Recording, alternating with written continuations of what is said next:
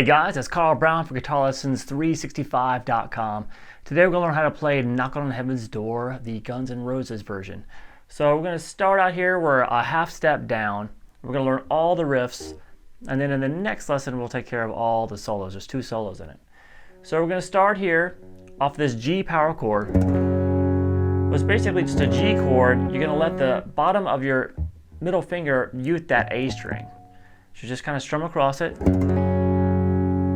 Now the picking pattern here throughout the song when he's doing these clean parts during the verse and this intro, it's kind of random, so don't get all hung up on it. Just get the right chords and just kind of do the right style of picking and it'll sound accurate. So it's pretty much just picking across this chord after you've strummed it. And then you're going to go to a D chord, pick across it, and then lift up your second finger and come back down with the picking with basically that.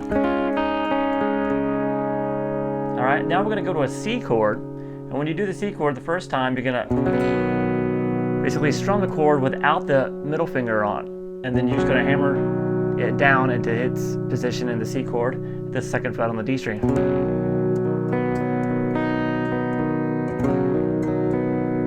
You do another hammer there, but see how it's just still kind of continuing the arpeggio picking across the strings, just trying to fill up the sound and letting the chords ring out.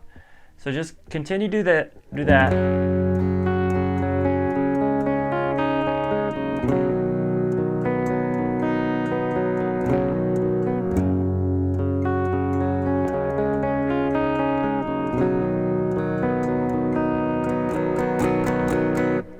All right, then that takes us to the big distorted rhythm. But before we do that, let's take a look at the verse. So it's very similar. It's the same picking style that this intro is. It's just the chords are slightly different.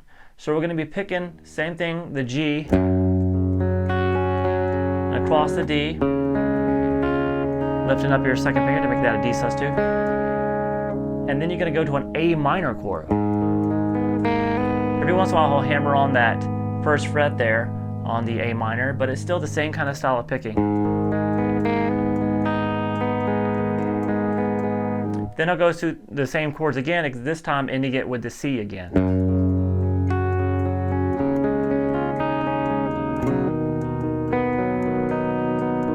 Then back through, this time ending with the A minor.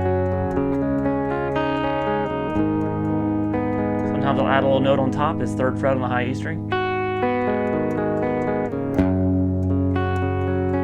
This time ending with the C. So just don't get bogged down with the picking because it's random, and just stick with the chords, continue that picking style, and you'll be set. All right, so now let's take a look at the heavy chorus part. We're going to kick in some distortion here, and we're going to, it's pretty simple, it's just 3 chords.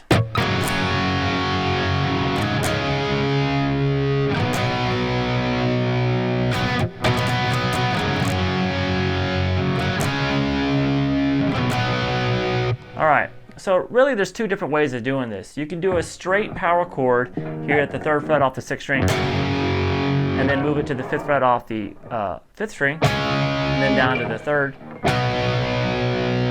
So they do that, there's a layer of that on the recording, but there's also kind of that G power chord we played earlier without the 5th string ringing. Gives it a big, nice open sound.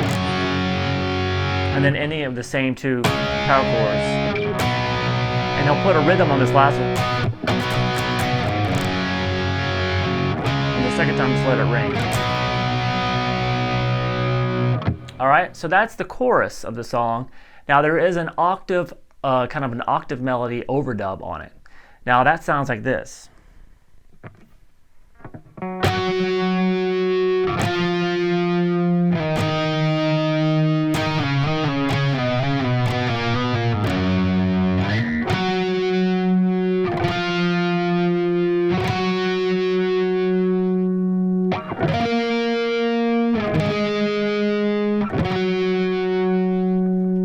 Alright, so it's pretty simple. We just got this octave shape here at the 10th fret on the A string, 12th fret on the D, and that middle string is going to be muted, the D string there, with the bottom of your 1st finger. Play the 10th fret, then 9, then 7, Then you can do this little lick. You're going to pick it again, slide it down 2 frets, back up and back down. So we got 7 5 7 5, then 5 3 5 3, then 3 2, and then you can end it just with the octave here at the over on the 6th string, or just the power chord if you want. All right, then continuing a little bit later, he starts with this octave again, going down to 9. And this time just going straight back up to 10. This is the end of the octave section, and he jumps up here to 14, 12, and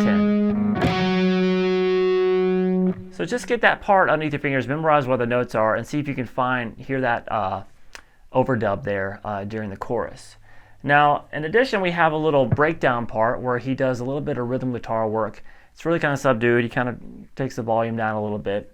And the first one of those little licks he does there is this.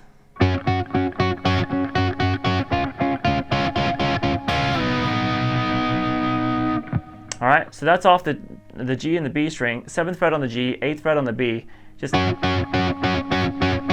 like to hybrid pick those, just this, not really hybrid, I'm just using the middle and ring fingers to pick that. Let off the pressure each time, then it goes 7 7. Then pick them together and slide down to the 5th fret.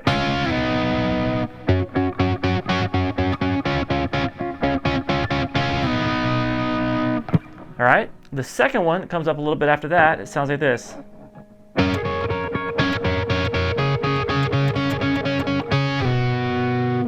So that's 12th fret on the D string, 12th on the B, and then you got a bar here at the across the B and the high E at the 10th fret with your first finger.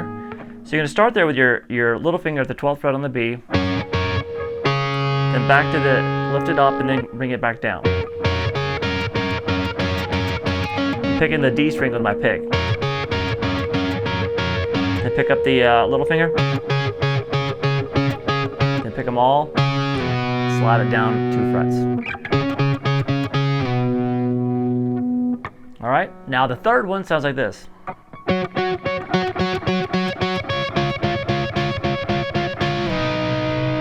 So that's going to be 12th on the G, 10 on the high E. Then down to 11 on the G. Slide that down. And then the last time he just goes, plays a G major here at the 10th fret, barring at the 12th across the B, G, and D strings. All right, and that takes us back to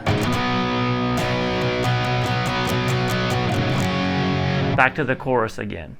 Now at the end of the chorus, at the very end of the song, they kind of hold that C power chord. And there's a little octave melody over that too, and it sounds like this.